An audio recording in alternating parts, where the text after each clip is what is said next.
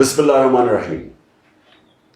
جمعرات کو مینار پاکستان میں انشاءاللہ پاکستان کی تاریخ کا سب سے بڑا جلسہ کر رہا ہوں۔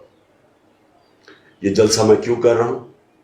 کیونکہ اسی جگہ کے اوپر 1940 میں قرارداد پاکستان پاس کی گئی تھی، جدھر کہ ہندوستان کے مسلمانوں نے فیصلہ کیا تھا کہ ہم ایک آزاد ملک میں رہنا چاہتے ہیں جس کا نام پاکستان تھا۔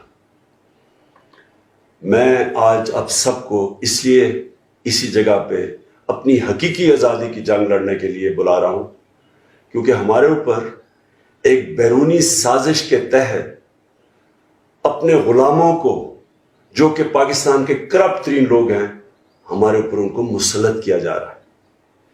ہمارا ملک جب بنا تھا تو اس کا نعرہ تھا لا الہ الا اللہ، جس کا مطلب ہے کہ کوئی نہیں ہے خدا اللہ کے سوا، اس کے علاوہ ہم کسی کے سامنے نہیں جھکتے۔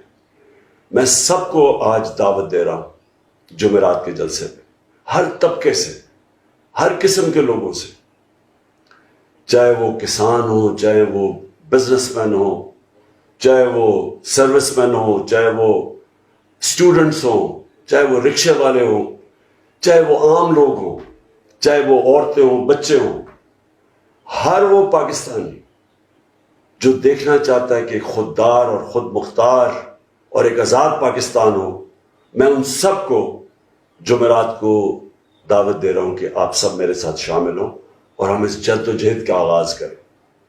پاکستان زندہ باد۔